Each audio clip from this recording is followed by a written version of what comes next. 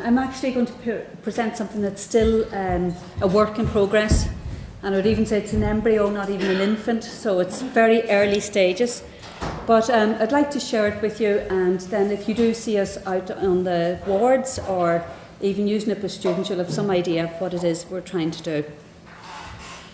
So I'll be using a reusable object in the assessment of chronic wound care.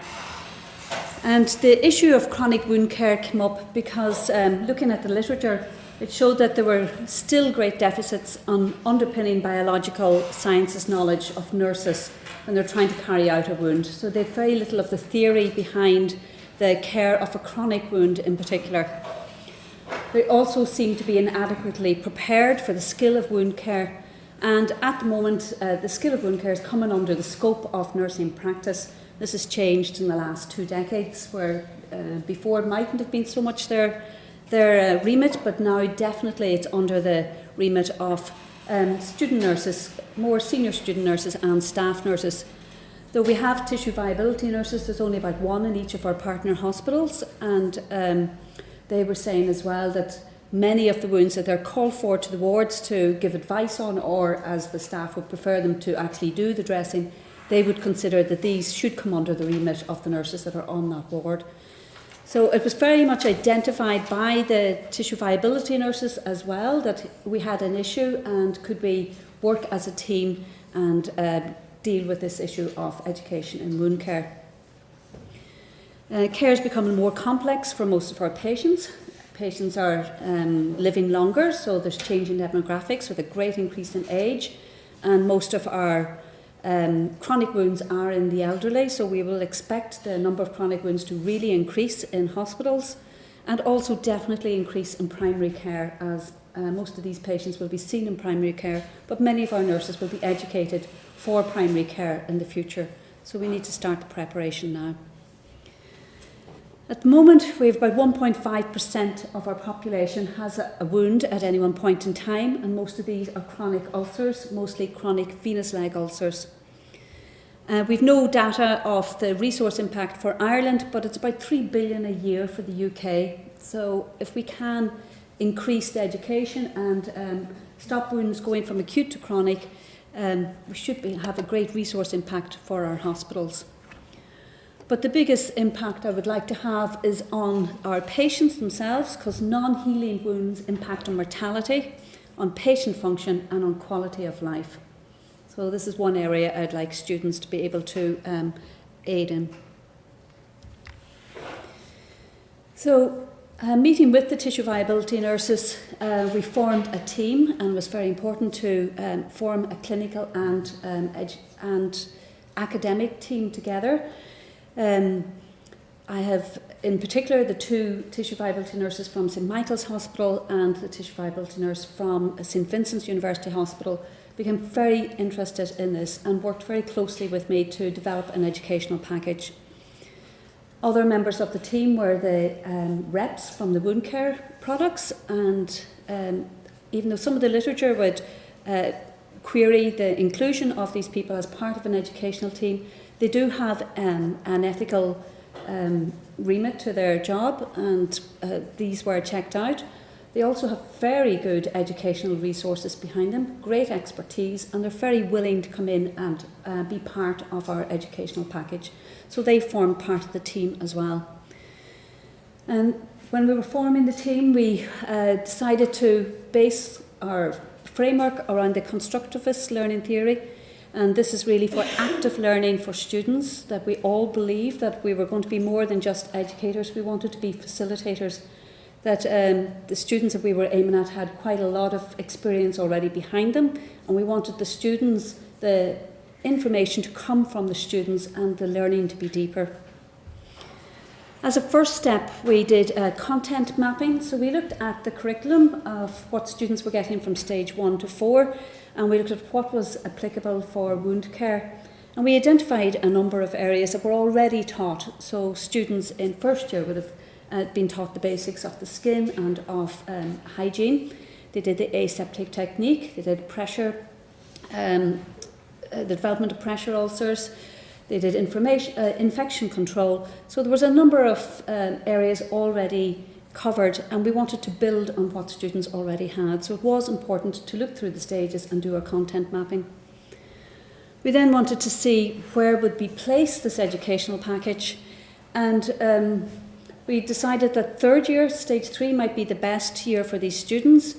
We wanted someplace that we had not just a psychosocial skill, but we wanted, or psychomotor skill, we wanted an area where there was a biopsychosocial component. So there is a module in third year called the Biopsychosocial Approaches to Care, and this was a module we thought would really fit. This module is based around the model of Engel's model of biopsychosocial approaches. So we know that as well as the biological impact of having a wound, that there are many psychosocial impacts of having a wound, and it was important that all components of wound care were included in this educational package. And it seemed a very good destination for our educational package.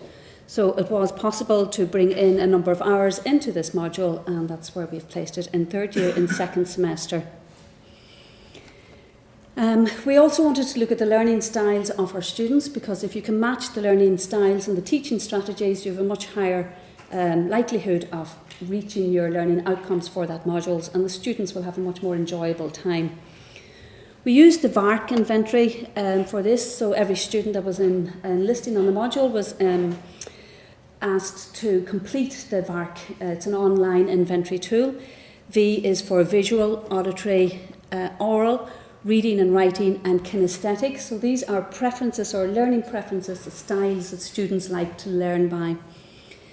We got about 44.6% response rate from the students, and from these students that over 80% of them turned out to be multimodal learners. In other words, they would like a variety of learning strategies used that would suit their learning styles. However, within that, when we looked at which mode would they prefer, there was a great bias towards kinesthetic learners. So 81% of the students that responded would prefer kinesthetic. So they like to do things. They would like practical simulations, case studies, things that they're actually working with themselves. The next was visual, that they liked graphical pieces.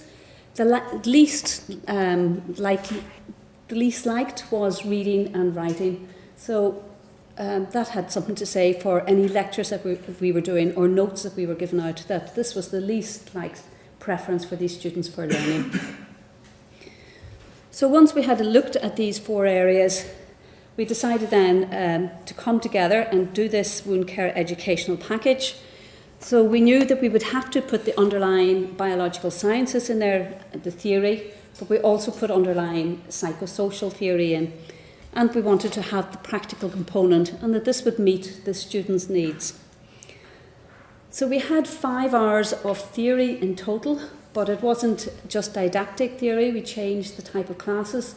We had stop periods during the lectures, so the students would get some content. Then they had a stop period where they'd work either with a worksheet by themselves or with their peers, return back to the class and feedback. We had a variety of people presenting this theory. So we had tissue viability nurses. We had some input from the reps that did excellent work and brought in a lot of practical examples with them. We also had, during this theory part, we had videoing of the demonstrations of negative pressure dressings and of Pro4 dressings.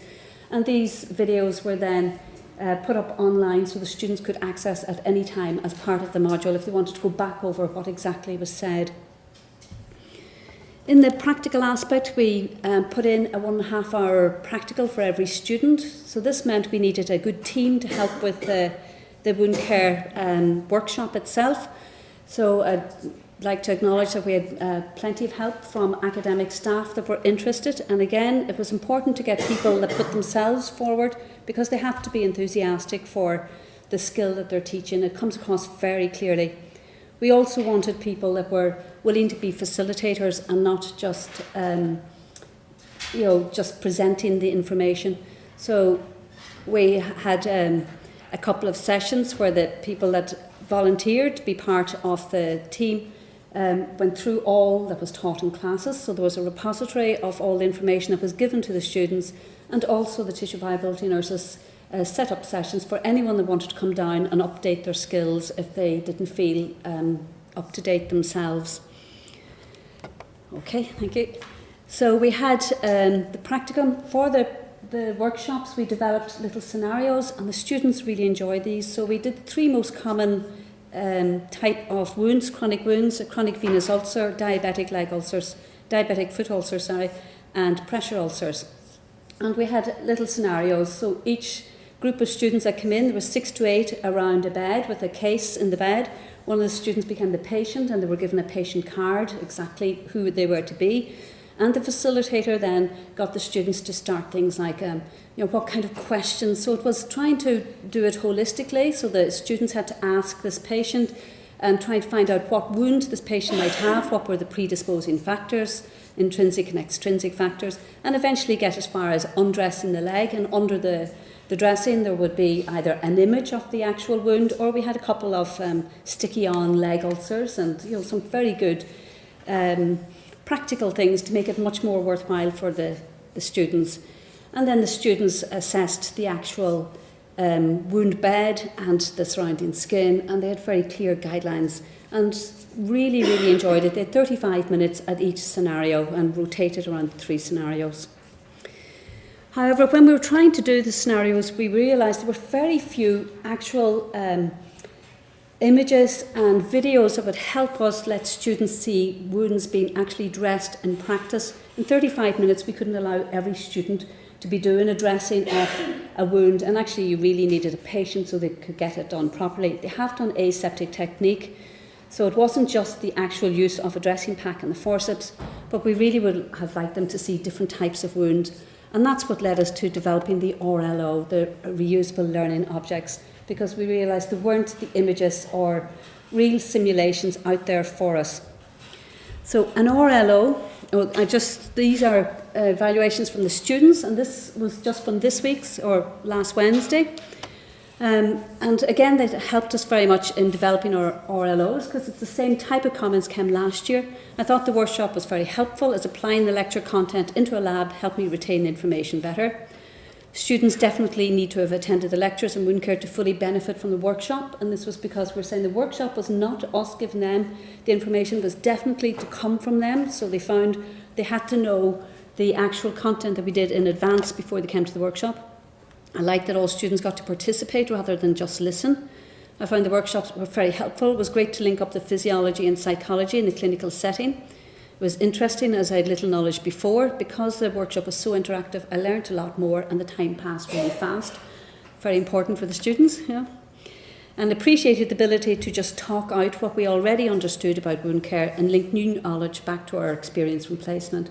And this was important for us, that we knew that these students had quite a lot of experience already, and we wanted to get them to discuss this. I felt to give a great insight, feel more comfortable dealing with wounds after this. And again, this increase in confidence is something that we wanted from our wound care. I enjoyed the interactive approach, and being given scenarios made the learning a lot more realistic. I felt I learned a lot in the labs than in lectures, as I would need to look over lecture notes to really comprehend information, but found that the labs did that for me. It was a really effective use of learning time, and honestly feel like I will retain the information a lot better to put it into clinical practice in the future. Now, what we did is, after the lab students all had to go online within a week and answer a quiz, and question 11 on the quiz was an open question where the students had to put their comments. So for the 170 students that did the workshop, we have 170 set of comments. So it's been very beneficial, and I'd say over 90%, I've just read through them, are very positive, and this is just a selection from those. And this is just an idea of the kind of quiz that came up. Okay, what factor indicates an arterial ulcer? So it's an online quiz. They had a week to do it.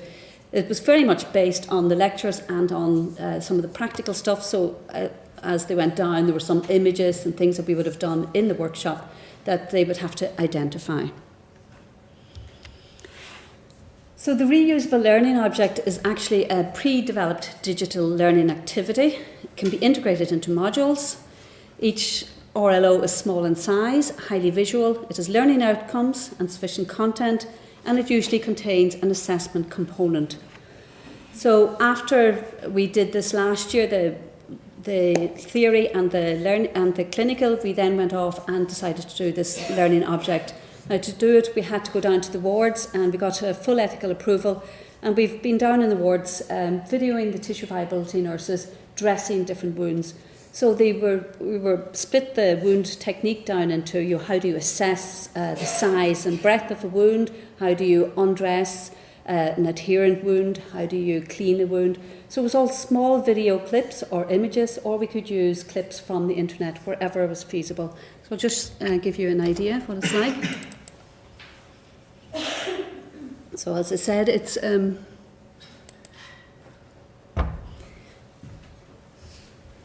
okay, so just... Hello, my name is Catherine Redmond and I am a lecturer in the School of Nursing Midwifery.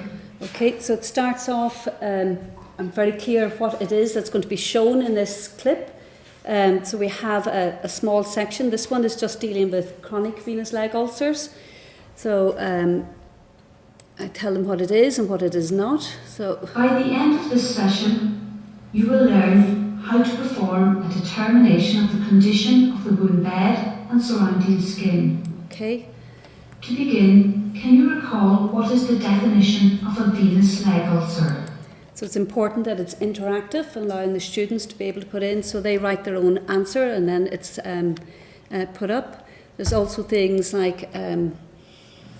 Please have a look at this brief video in the slide, which presents a So again, this video is on venous hypertension, the most common cause of venous leg ulcers, and it's just taken from the web, and it's really clear, small little clip, about 2 minutes long. We've, so we can see... To assess a venous leg ulcer, the ulcer must be undressed. However, before you take down a wound dressing, stop. Assess for and... So we're going through, look, is there any pain and what might be used for pain? So each little clip goes on a little bit further. First look at the ulcer. Now that the dressing has been removed painlessly, it is possible to examine... So this is a clip from one of the ulcers that were undressed in the wards. So it's really just to try and get our own photo. So this is a venous leg ulcer. We'll have one then on diabetic foot ulcer, and we'll put in different types of images of each one, taken directly from the patients. Things like the measurement should always be measured at initial visit. So you'll see the tissue viability nurse's hands in, and they're doing the actual thing that is being talked over. So what was done for this is the tissue viability nurses were videoed, but it was all done silently, and there's neither the patient nor the tissue viability nurse were identifiable. Whenever we brought the images back, then a storyboard was written. So you write down everything that I've spoken on this RLO is actually written down, and then the IT people put it together and make it into this kind of clip. Now it's still in embryonic stages because there's little gaps and there's a few wrong spellings and things like that, but we'll have it up and running shortly. Where we would like to go with it is that it would go on the intranet. So if a student is on a ward and wants to do a dressing, and maybe they want to say, oh, how did she say to measure that wound, that she'd be able to come up and just click that little bit and see how do you measure that wound, or how would I look at this. I have spoken with the tissue viability nurses, and they were saying they would like it as well for trained staff, that if anybody wants to have a look at it, it would be a very good resource for us all. As an assessment area, as they go along, it's mostly self-assessment, so there's quite a bit of things where the students have to think, do I know what this type of tissue is? Do I know this? Do I know that? So it is more a self-assessment area. And I'll just, at the very end, go back to... Oh. Where's my own? Okay, so I'd just like to thank all the tissue viability nurses in the partner hospitals, the IT support and AV support, and the facilitators of the workshop and the wound care reps for all their help in developing this. Thank you very much.